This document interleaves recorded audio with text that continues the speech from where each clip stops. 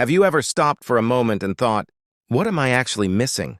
You wake up in the morning, you go to work, you come home tired. By the end of the month, you still manage to save a little. And yet, life doesn't seem to move forward. You're not poor, but you're far from feeling secure. What's confusing is that this doesn't happen to lazy people. It often happens to people who genuinely feel they've done everything right. Now let's shift the perspective for a moment. Why is it that in the United States, one of the wealthiest countries in the world, millions of people live paycheck to paycheck? They work hard, long hours, decent education. Yet every month feels like a race with no finish line. The question isn't, why don't they save money? The more honest question is, why does saving feel pointless in the beginning?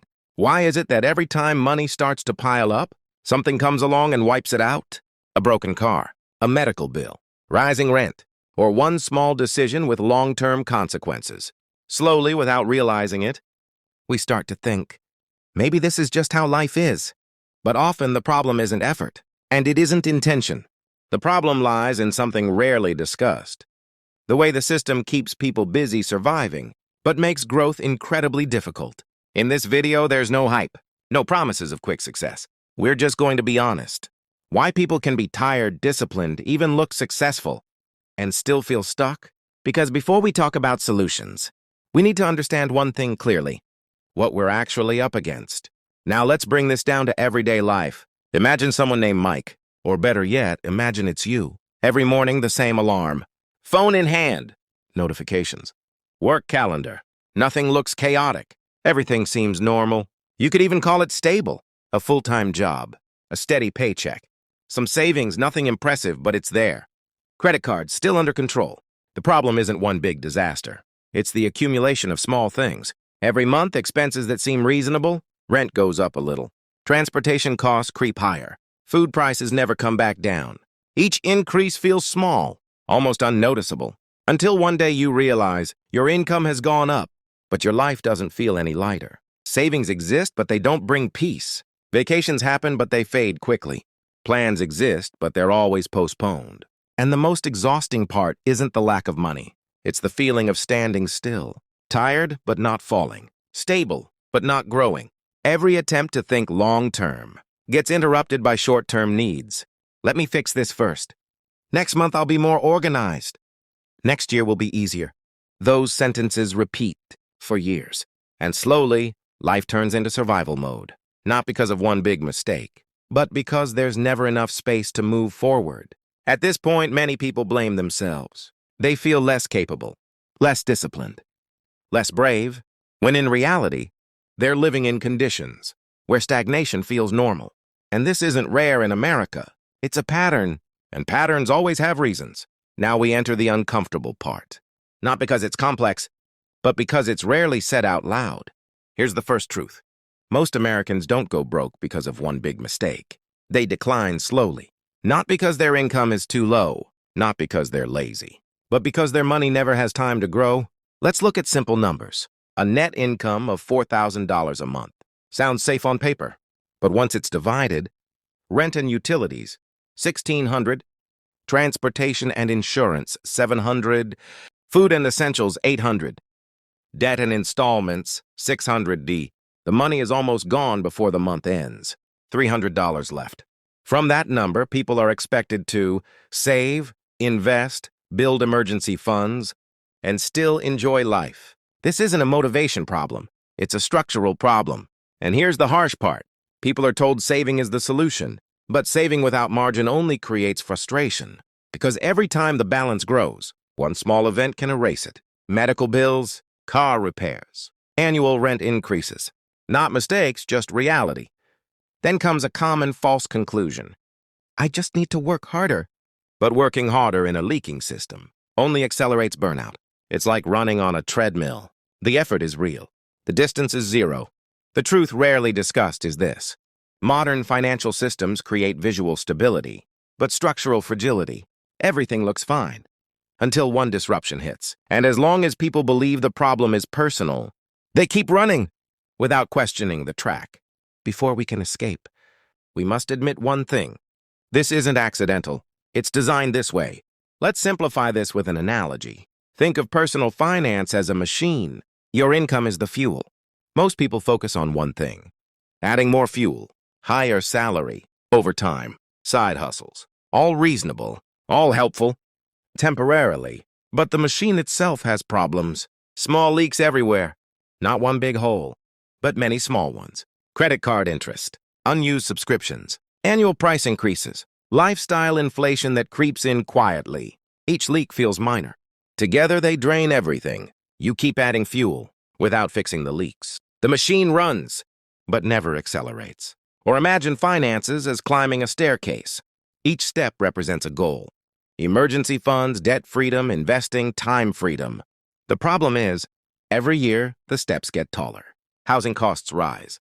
Healthcare costs rise. Education costs rise. But our leg length, income growth, and adaptability doesn't keep up. So it's not that people refuse to climb. The staircase keeps moving away. There's also momentum. In physics, an object needs enough initial force to move steadily. Finances work the same way. If all income disappears each month, there's no momentum. Every month starts from zero. That's why so many people feel like, I've been moving for years, but I'm still at the starting point. Without margin, there's no acceleration, no room for mistakes, no space to think long-term. This system doesn't make people poor instantly. It makes them permanently busy. And busy people rarely stop to ask, am I even moving in the right direction? Before solutions, one thing must be clear. You can't fix this by pushing harder. You have to change how the system operates, and that always begins with how you understand the problem. At this stage, people usually ask, so what should I do? That's fair. But before action, the mindset must shift. Most people start with goals that are too far ahead. They want freedom fast, security fast, results fast, but they start from instability. It's like trying to sprint while out of breath. The first shift is this. Early on, the goal isn't wealth. It's breathing room. Room in money. Room in time. Room in mental space. Many Americans get trapped because as soon as income rises slightly, lifestyle follows immediately. Bigger homes, better cars, more subscriptions. Socially, it looks like progress. Structurally, nothing changes. Early phases should build margin. Margin means unexpected events. Don't trigger panic. Margin means you can say no because you're not desperate. Without margin, every choice feels urgent. And urgent choices are rarely good ones. The second shift. Discipline without direction leads to exhaustion. People save diligently, but don't protect their flexibility. They work hard while locking themselves into heavy commitments. At this stage, the real question isn't, how much am I earning? But, is my life becoming lighter or heavier? The final shift, and the hardest one, is accepting that stagnation is a phase, not a failure. Many quit just before momentum appears, not because they're wrong, but because they expect faster results. Healthy finances grow quietly, slowly, almost boringly, and that's exactly why they last. Once the mindset shifts, practical steps finally make sense. Without it, every tip feels like another burden. So what actually matters in the early phase? Not big moves, not dramatic changes, small steps that create breathing room. First, know your minimum survival number.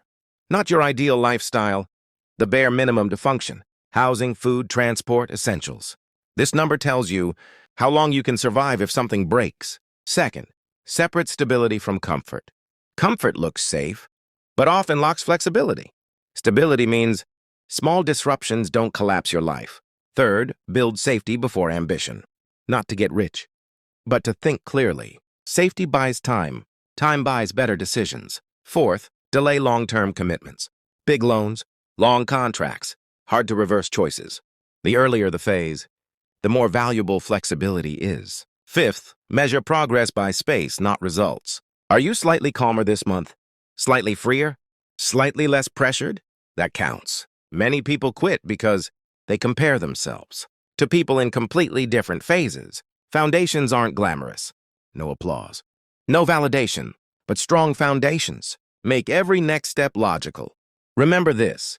Healthy finances don't begin with ambition, but with small, consistent systems. And those systems, you're building them right now.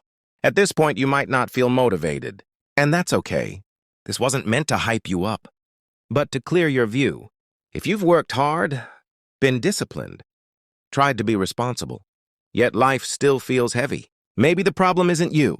Maybe you're inside a system where surviving is normal and growing feels like a privilege. When every month feels tight, when every decision feels urgent, that doesn't mean you're weak. It means you're tired. On an unfair track, the first step isn't speed. It's pause. Look at your life, your expenses, your commitments, not to judge, but to understand.